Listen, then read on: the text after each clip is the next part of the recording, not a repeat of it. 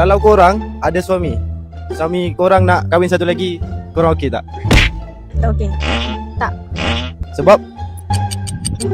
Tak boleh. Mampu ke nak kahwin dua? Kalau dia mampu, dari segi zahir, batin, tanggungjawab, adil apa semua, awak bagi tak? Tak. Tak. Kesimpulannya guys, perempuan ni sanggup berkongsi aurat dengan lelaki lain walaupun ianya haram, dan tidak sanggup berkongsi suami walaupun ianya halal. Korang nak lelaki jujur ataupun tipu untuk selamatkan keadaan? Jujur. Wow. Jujur. Kalau dia jujur, bila korang tanya ada perempuan lain tak yang lagi lawa dekat luar sana, dia cakap ya ada, korang rasa? Pergi je lah kat perempuan tu. Hey guys, inilah perempuan guys.